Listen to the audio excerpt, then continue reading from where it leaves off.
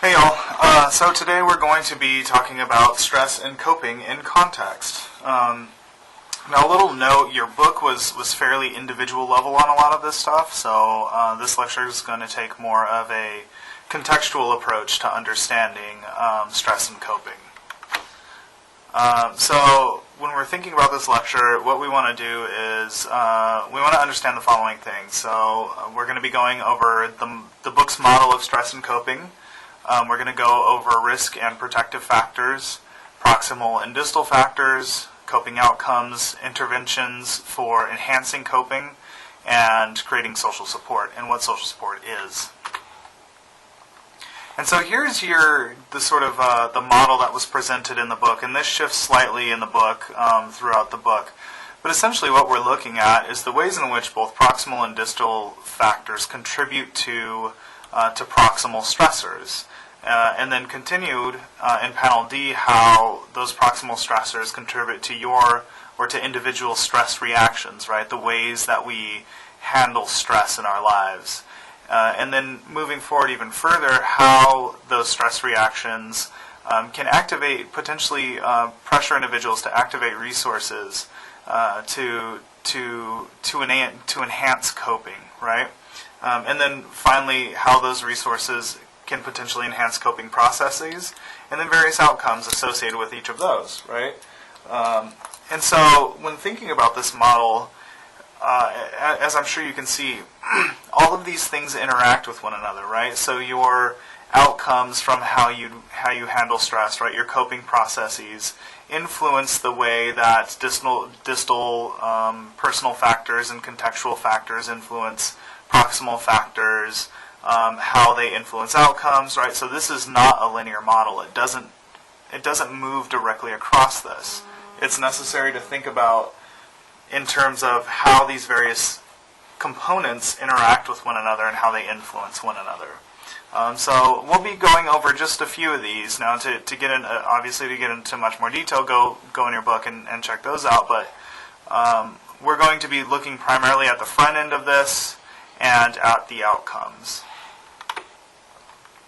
And so when you're thinking about risk and protective factors, right, it's fairly well thought of when you think of what a risk factor and a protective factor is, right?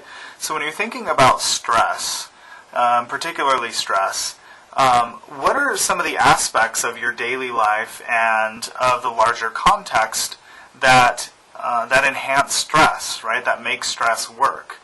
So what are the things that are problematic for individuals that can create stress, that make an individual prone to stress and to having higher levels of stress? In addition, or actually decreased well-being as well. Additionally, or alternatively, I should say, protective factors are those factors that sort of create a barrier around well-being and provide strengths and resources for coping associated with stress outcomes and associated with positive individual outcomes, right? So these are the factors that can contribute to individual well-being and sort of create a buffer around stressful situations. And each of these occur at multiple levels of analysis. So in this talk, we're going to talk about proximal and distal factors. And the proximal factors are the ones that are sort of closer to the individual in our ecological model, and the distal factors are the ones that are more on the outer side, right? So those more macro level factors.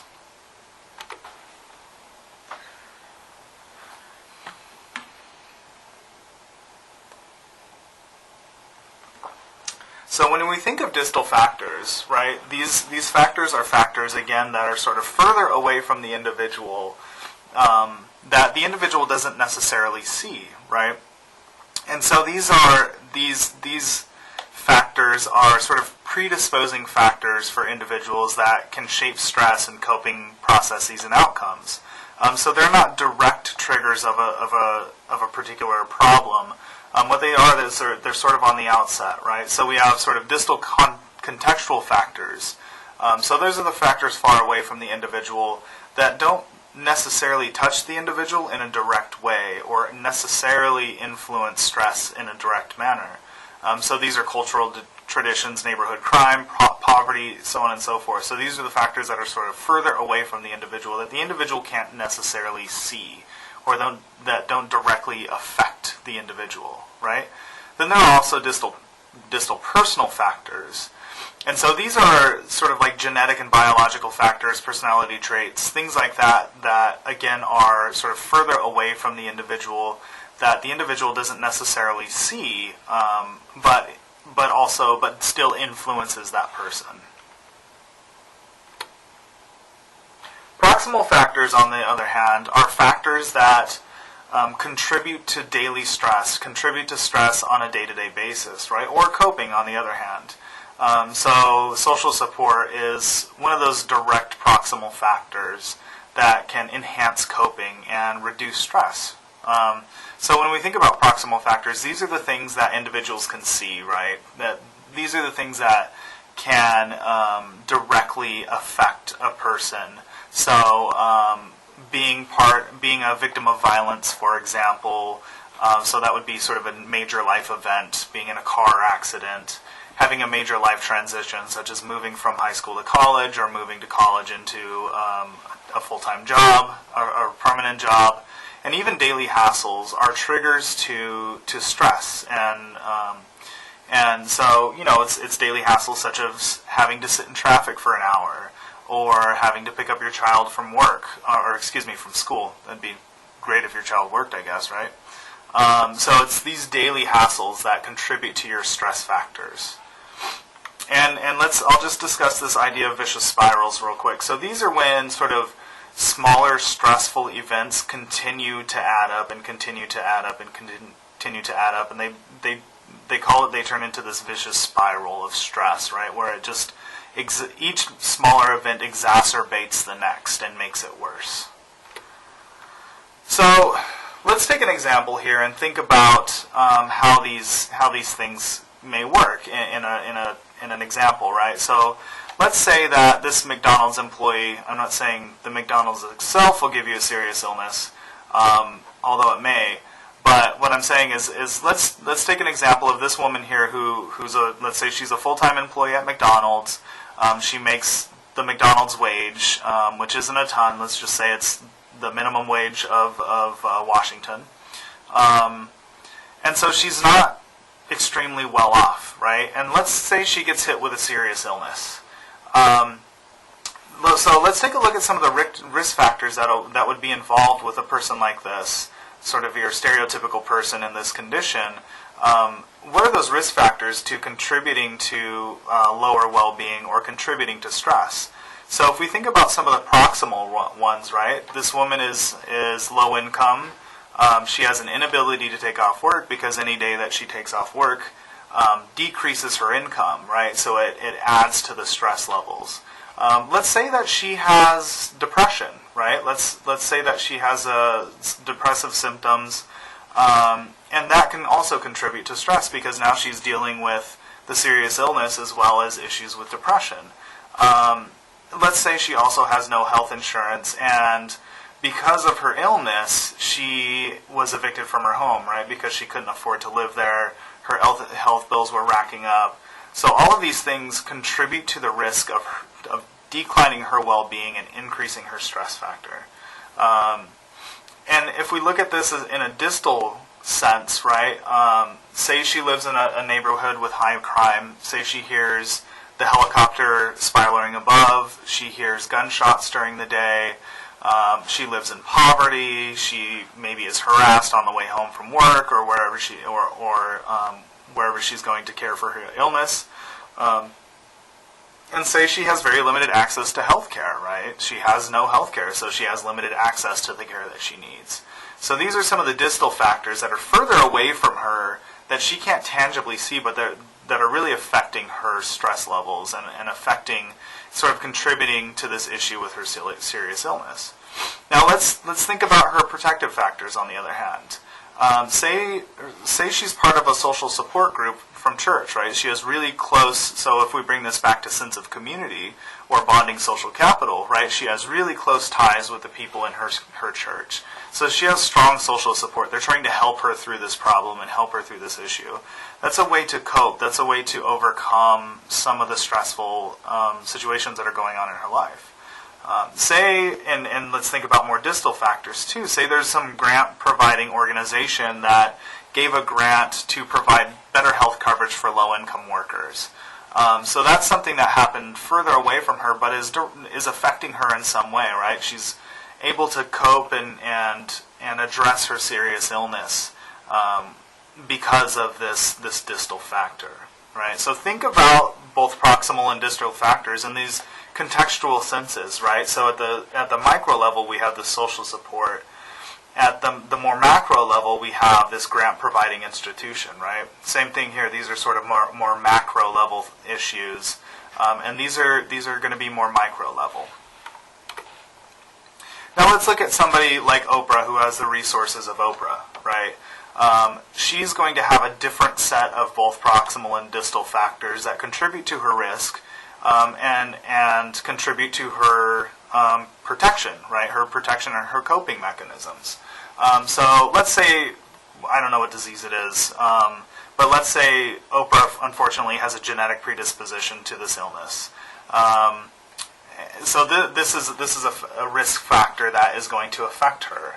And say, she has several businesses. She needs to run this business, right? So this is going to contribute to her stress and decrease her ability to really focus on addressing her issue. Then you have these distal factors such as structural racism.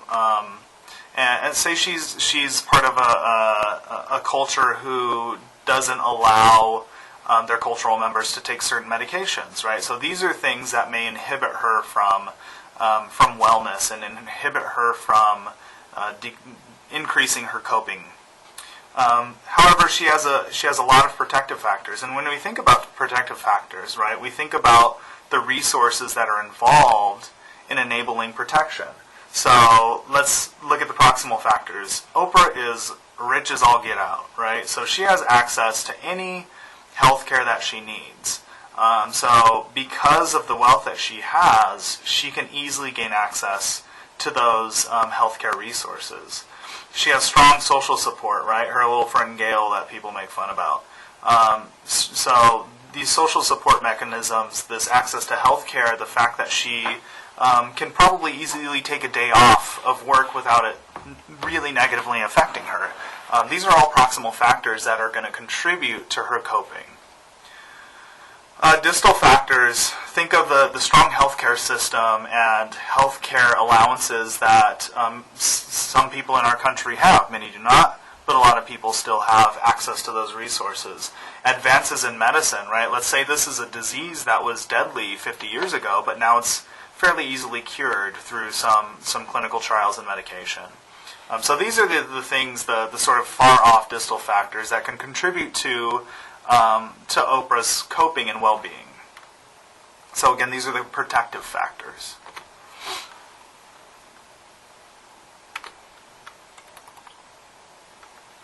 So when we're thinking about coping, right, let's think about back to the Oprah example.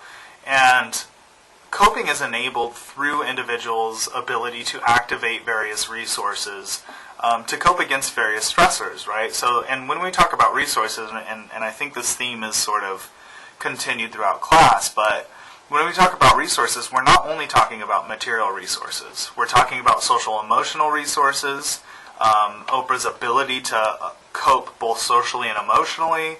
We're talking about social, cultural, and maybe spiritual resources. The ability for Oprah, maybe prayer works well for Oprah, or meditation, so on and so forth, right?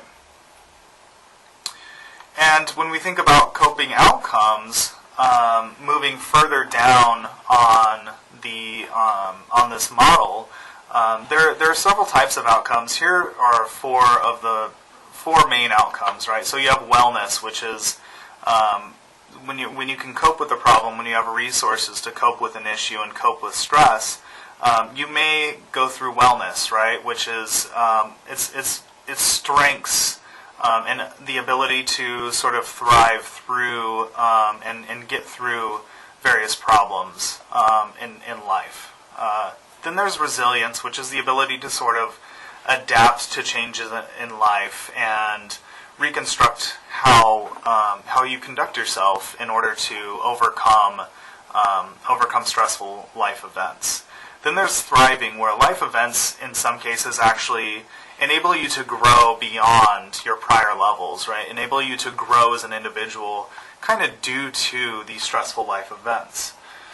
And then there's empowerment, which is even maybe a step further, where people can actually understand how to gain access to various resources sort of through their stressful situations, right? And so now we have sort of these two outcomes of wellness, resilience, thriving, and empowerment, and then we also have distress, dysfunction, and clinical disorders. So this is not saying there are two different ways to go. You're not well or empowered after a stressful event, and you don't have necessarily a clinical disorder, dysfunction, or distress, right? It can be a little of both. So these two lines are fairly blurry, and it's necessary to understand that. So let's bring back our examples, right? So we have our McDonald's lady. We'll just call her McDonald's lady. And so she was able to activate resources, right, in order to make herself to cope better and deal with stressful life events, particularly this serious illness. So she was able to activate church funds that enable her to get treatment for her serious illness. She was able to gain social support, right? She was able to gain sort of peace and solace through prayer and meditation. These things were the resources that were activated to enhance coping and decrease stress. With her positive outcomes, right, she was able to, let's say she was able to face difficult challenges, right, because of this issue that she had to address. She started to think that that this was the most difficult thing she ever had in her life, and it really wasn't that bad, right? She can overcome this, and she can overcome other things. Let's say, as part of this, she defeated her depression, right? She sort of said, wow, this was a really hard challenge, and depression is really not anything when compared to the serious illness that I have. So in that case, she's thriving in some ways. And because of the place that she was in, she had to understand how to garner resources in order to face the challenges that she has in her life. Right? She was able to get some funds from the church to help her address the stressful life event that she had. However, she had some problems. Right? She added additional stress to her work. She's now in more debt than she was before. She couldn't work some days. It caused her to get evicted from her home, right? So these are various problem outcomes that people may gain from stressful life events. Now, Oprah, on the other hand, let's skip this, I apologize. Oprah, she was able to obviously gain a lot of resources. So let's just keep with this example, and we'll move on past this. It's also necessary to think about interventions to promote coping, right? So let's think about these across various ecological levels. How can we change social policy and advocacy, right? So if we're thinking about healthcare, how can we create a healthcare system that's more beneficial to more people, that enhances coping and well-being across a wider spectrum of individuals? How can we work with organizations so that organizations can adapt policies and procedures and fit the needs of people within their organizations? Alternative settings, we've talked about this before, where individuals who have a particular issue or problem can come together and create a setting that really fits them and fits themselves. Right? So these are some of the things that we need to think about when we're thinking about ways in which we can promote coping and decrease stress in individuals' lives. And again, these go across the multiple levels of analysis. They start with individuals and they can go up to the policy level. And those go back and forth, right? So we have to understand how organizations work, how communities work, how microsystems work, how we can change the normative behavior in order to promote coping among individuals. So here's sort of an updated version of that final model. We have our crisis management, clinical treatment stuff, policy advocacy affects some more of the distal factors. So again, these things work across multiple levels of analysis, and it's important to think of them that way. So now let's get into social support a little bit, and this sort of goes with the micro level stuff. And so there are two types of social support, right? There are the general social support where you have support sort of unconditionally from friends and family and so on and so forth, right? So this is the day-to-day support that you have as an individual that can enhance coping and decrease stress. Then you have specific or enacted support, right? This is the support that you get from people after a traumatic life event or difficult life event. So it's specific to the stressor itself, right? The key to take in here, though, is that social support is very, very important when stressful situations come up, and very important for coping and enhancing coping. So let's recap all of this. By the end of this, you should understand what stress and coping is. What are the proximal and distal factors? What are the risk factors? What are the protective factors? What are some of the various outcomes? What is social support? And the main thing to take away here is how do each of these work across ecological levels of analysis, and how can they be created? How can coping be enhanced and policies be changed and normative behaviors be changed across multiple levels of analysis to enhance coping and decrease stress?